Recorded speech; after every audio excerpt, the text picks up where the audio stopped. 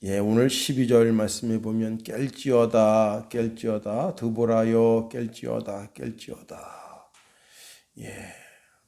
드보라가 이 시를 지어서 하나님께 올려드리면서도 깰지어다라고 선포하고 있습니다. 깨어있는 사람이 하나님께 예배하게 되고 깨어있는 사람이 하나님께 찬송을 올려드리게 되고 깨어있는 사람이 하나님께 기도하게 되는 겁니다. 잠자는 자여 어찌미뇨라고 우리가 책망을 듣는 그런 신앙 되면 안 됩니다.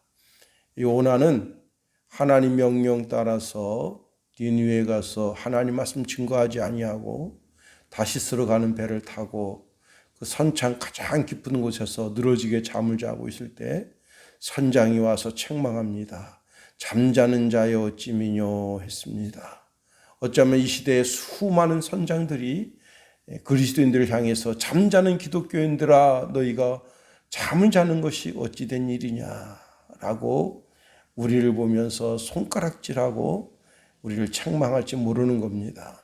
우리가 주님께로부터 주님이 제자들을 데리고 겟세마네 동산에 올라가셨을 때 육신이 하도 피곤해서 잠을 자고 있는 제자들을 바라보면서 마음은 원이지만 육신이 약하구나 하시면서 너희가 한시라도 깨어 기도할 수 없겠더냐 하셨지만 제자들은 몸이 약해서 육신이 약해서 그만 그 밤을 주님과 함께 기도를 깨어있지 못했습니다. 주님 뭐라 말씀하셨습니까? 이제 그만이다 내려가자 했습니다. 우리가 기도할 때 기도하지 못하면 더 이상 기도할 수 없는 그런 시간이 옵니다. 우리가 찬송할 때 찬송하지 못하면 더 이상 찬송하지 못할 때가 오는 거예요. 우리가 예배할 때 예배하지 못하면 이제 더 이상 예배할 수 없는 때가 오게 되는 겁니다. 그러므로 우리는 늘 깨어서 기도하고 찬송하고 예배하고 전도하고 헌신하고 우리의 삶에 시간이 주어졌을 때 우리의 몸을 들여서 하나님께 영광 올려드려야 하는 겁니다. 우리가 지난 시간에 이제 살펴본 말씀 가운데 하나님께서 우리를 구원해 주셨다. 그러므로 하나님을 찬양하자. 날 구원해 주신 주의 은혜를 생각하며 감사할 수 있어야 하는 겁니다. 한 여고생이 이제 마포대교에서 극단적 선택을 하려고 우물쭈물하고 있을 때 한 경찰관이 지나가다가 우연히 그 여학생을 발견했습니다. 그리고 그 경찰관이 그 여학생에게 다가가서 다독거렸습니다. 사실 이 경찰은 여경인데 여경도 사실은 고등학교 때 이지매를 당했대요. 몇 번이고 죽고 싶었지만은 견디고 또 견디고 그리고 이젠 경찰관이 되어서 이 시대의 버팀목이 되고 있습니다. 그리고 자기처럼 극단적 선택을 하려고 하는 학생들이 있을까 봐 늘 그 마포대교를 오가며 감시를 한다고 하는 겁니다. 그 여학생이 여경의 품에 안겨서 감사합니다. 삶의 용기를 주셔서 감사합니다 하고는 그 자리를 떠났다고 하는 겁니다. 타산지석이라고 했습니다. 이 아이는 이것이 마음에 큰 교훈돼서 또 나라의 큰 보배가 될지 어찌 알겠어요. 우리는 마귀 입에서 씹혔었어요. 완전히 마귀의 밥이 됐었습니다. 그런데 그 입을 벌려서 우리를 꺼내주셨고 우리를 하나님 백성 삼으시고 우리를 하나님의 자녀의 반열에 두셨고 하나님의 나라를 유업으로 있게 하셨습니다. 그러니 우리가 감사 평생 감사할 수 있는 겁니다. 자, 요셉을 보세요. 요셉은 애굽의 종으로 팔렸습니다. 평생 종살이 할 판인데 아니 종살이도 억울한데 성폭행범이 돼서 감옥에 갇혔습니다. 그런데 하나님께서 거기서 그를 꺼내서 한 나라의 총리가 되게 하십니다. 그러니 감사하지 않을 수가 없는 거죠. 찬송하지 않을 수가 없는 거죠. 내 삶의 모든 노래는 하나님을 찬양하는 찬양의 노래가 되는 겁니다. 평생 하나님을 찬양해도 그 찬양이 모자랄 판입니다. 자, 그런데 우리가 날 구해주신 하나님의 은혜를 찬송하면 하나님께서 영광 받으시고, 우리가 찬송하면 우리 속에 찬송이 넘쳐 흐를 때 좌절이 물러가고 실패가 물러가고 더더욱이 영적인 존재인 마귀가 우리에게 가까이 오지 못한다고 하는 것입니다. 우리가 찬송하면 마귀가 벌벌 떨면서 물러가게 되는 거예요. 한 목사님이 영적인 세계의 깊은 단계에 들어가서 이제 자기 교회에서 철야를 하는데 귀신들이 수채구멍을 통해서 한 마리씩 올라옵니다. 그리고는 이제 창을 빼꼼 열고, 그리고 목사가 무엇을 하고 있는가 이렇게 안을 쳐다봅니다. 목사님이 영의 눈이 떠서 수채구멍으로 이 사단의 귀신이 들어오는 것을 보게 됩니다. 그때 주여 하니까 한순간에 그 귀신들이 타버리면서 수채구멍으로 도망을 가는 것을 보게 됐다고 하는 겁니다. 찬송하고 기도할 때 깨어서 기도하니, 깨어서 찬송하니 사단이, 마귀의 권세가 무너지는 것 아니겠어요? 역대하 20장에 보면요, 당시 왕이 찬송하기를 좋아합니다. 또 왕이 찬송하기 좋아하니까 유다 백성들도 찬송하기를 좋아합니다. 여러분, 사람이 살면서 어떻게 기쁜 일만 있겠어요? 고통스럽고 괴로운 일이 있어도 찬송하니, 기도하니 우리 삶 속에 힘들고 어려운 것이 물러가게 되는 것 아니겠어요? 한숨 지며 사는 사람이 왜 없겠어요?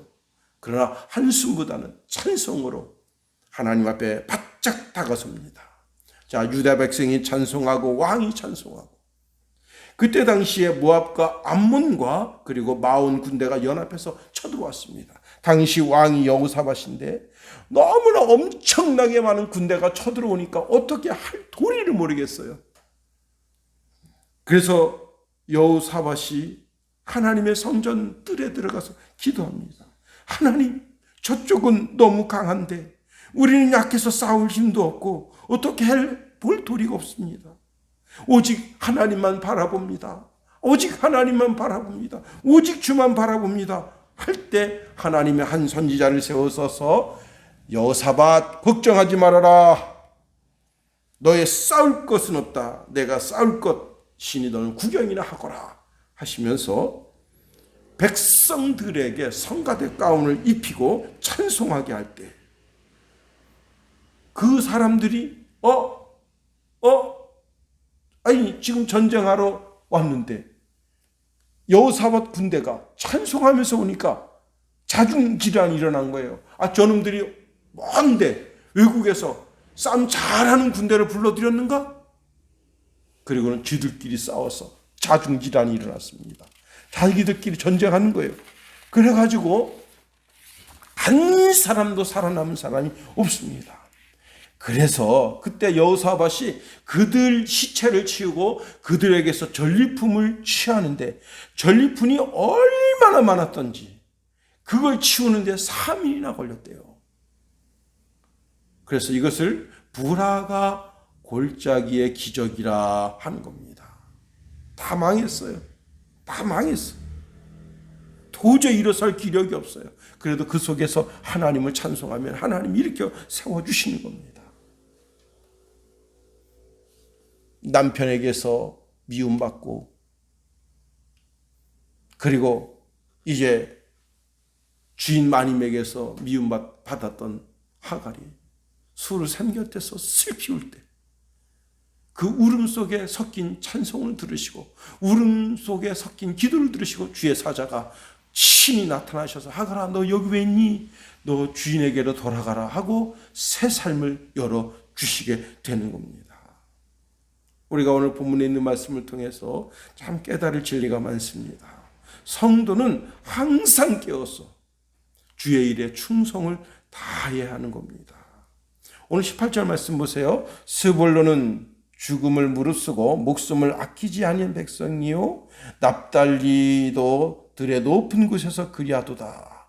12지파 가운데 스불론 지파와 납달리 지파는 목숨을 걸었습니다.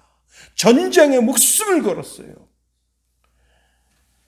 자, 그래서 10,000명이라고 하는 병사가 모집이 되고 그 병사들이 다볼 산에서 모여서 그리고는 바락 장군과 드보라 사사와 함께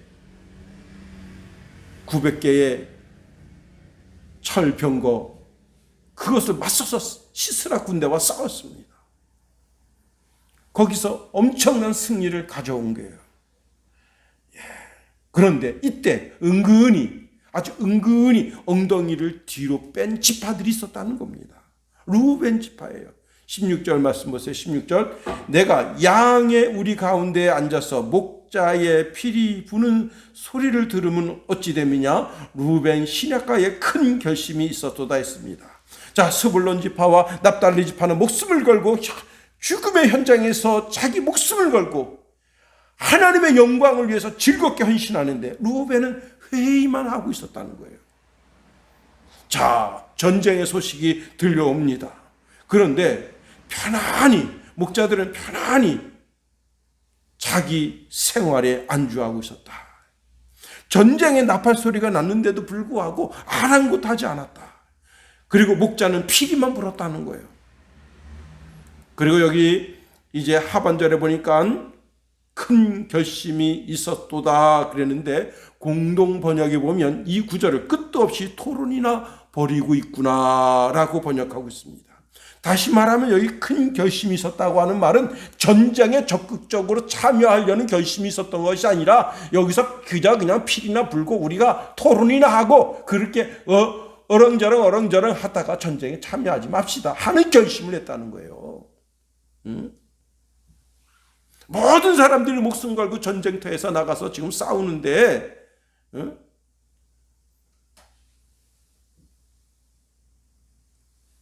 지금 한쪽에서는 정말 나라와 민족을 위해서 나라와 민족을 새롭게 해야 되겠다고 눈물 뿌려 하나님 앞에 호소하며 기도하는데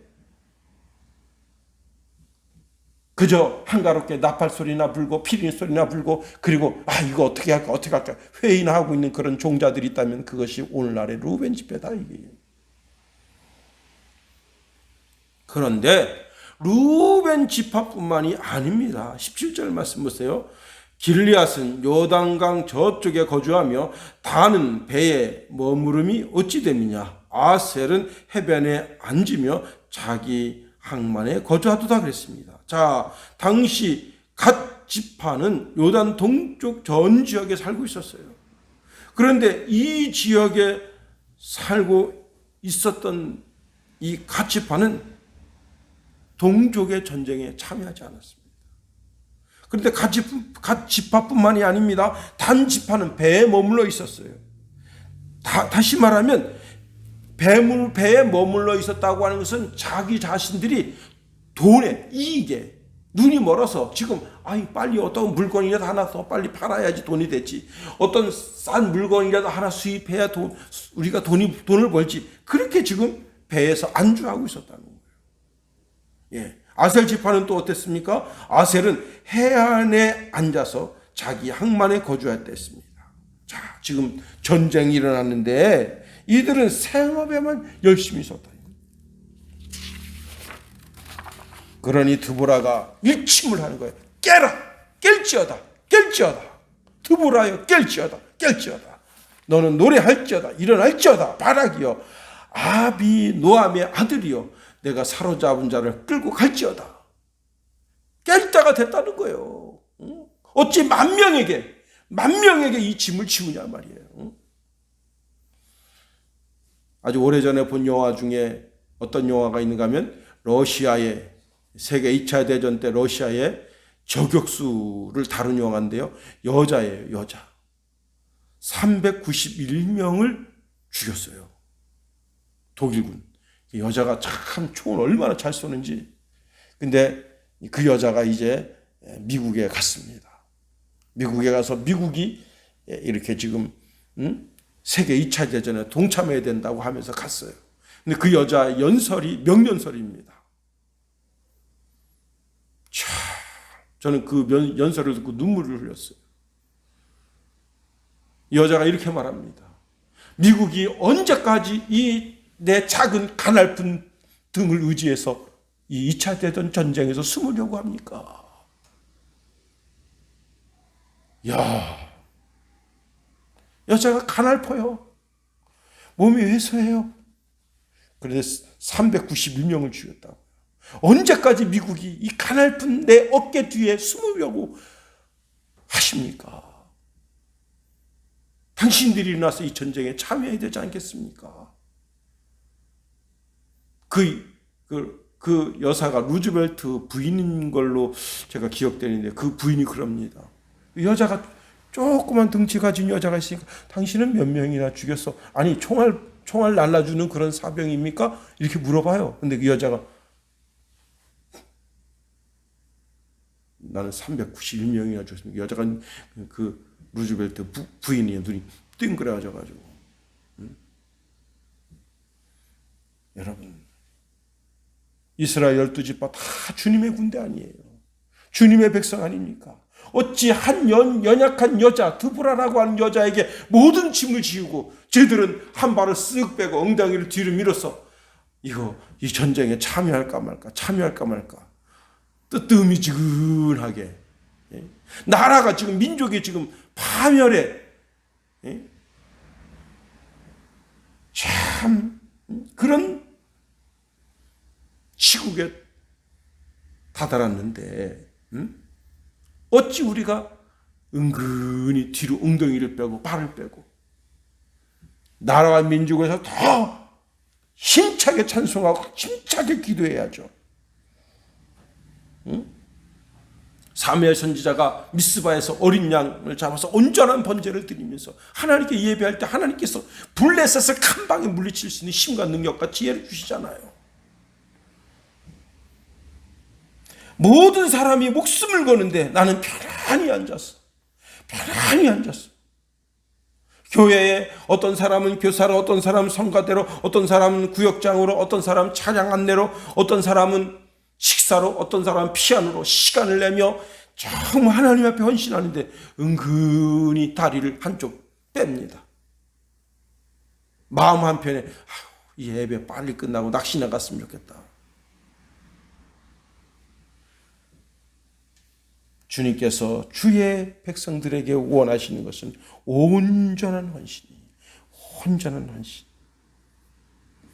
이스라엘이 6.1 전쟁을 할 때가 있었어요. 그때 미국에 있는 유대인들은, 유럽에 있는 유대인들은 다 모두 유학 나간 학생들이 다 본국으로 들어갔습니다.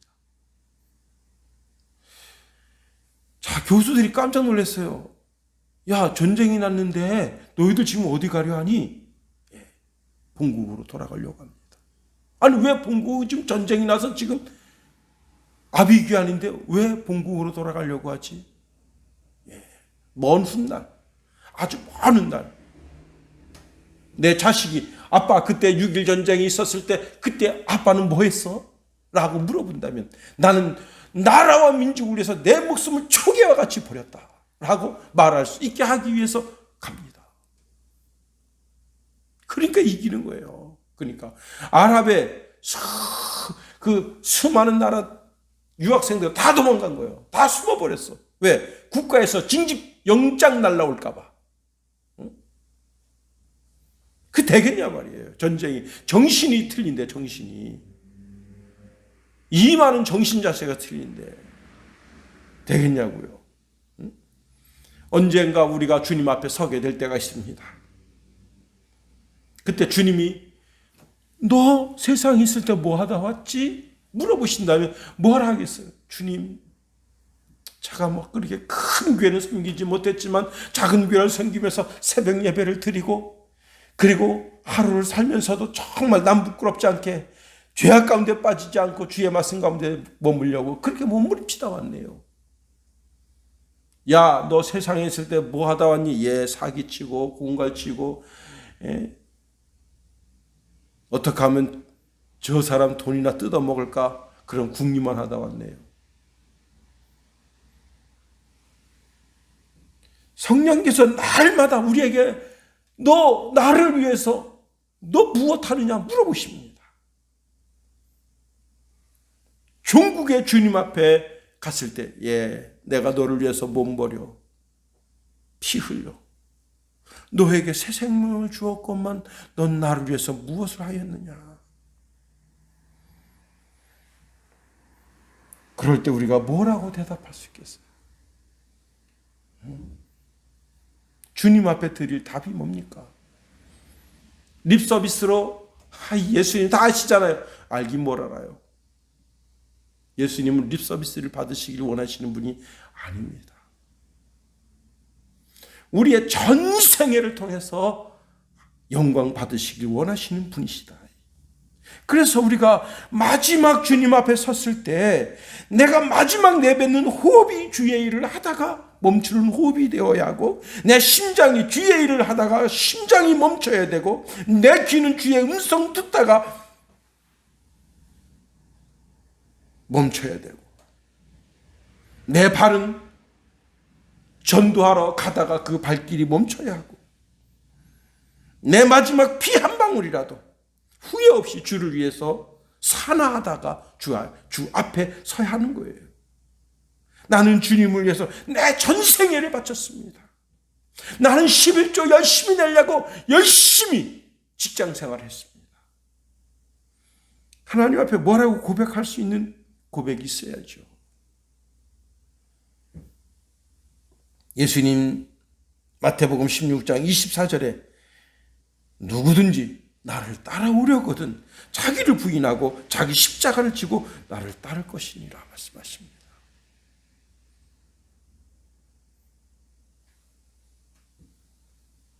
한 선교사님 우리나라에 와서 선교하다가 두 딸을 잃었어요.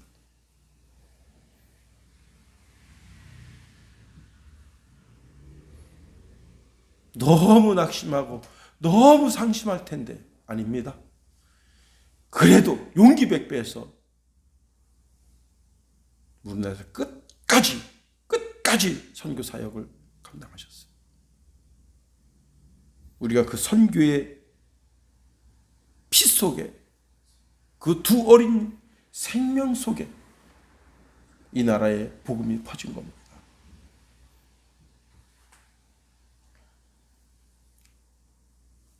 저는 루벤 지파를 깊이 생각했어요. 루벤 지파는 장자 지파입니다. 장자 지파는 더 헌신해야 돼요. 더 열심을 내야 되는 거예요. 그런데 양무리 소리에 들어가서 피리나 불고 있는 그런 나약한 모습을 보인다면 누가 나라를 위해서 침을 지겠어요?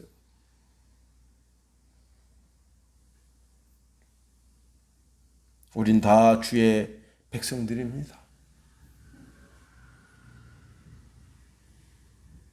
마지막 주님이 이 땅에 내 호흡을 받으시면서 오라 하실 그때까지 죽도록 충성하여 하나님께 영광 올려드리는 주의 백성 다 될 수 있게 되기를 예수님의 이름으로 축원해 드립니다. 주기도문 하겠어요. 하늘에 계신 우리 아버지의 이름을 거룩하게 하시며 아버지의 나라가 오게 하시며 아버지의 뜻이 하늘에서와 같이 땅에서도 이루어지게 하소서. 오늘 우리에게 일용할 양식을 주시고 우리가 우리에게 잘못한 사람을 용서하여 준 것 같이 우리 죄를 용서하여 주시고 우리를 시험에 빠지지 않게 하시고 악에서 구하소서. 나라와 권능과 영광이 영원히 아버지의 것입니다. 아멘.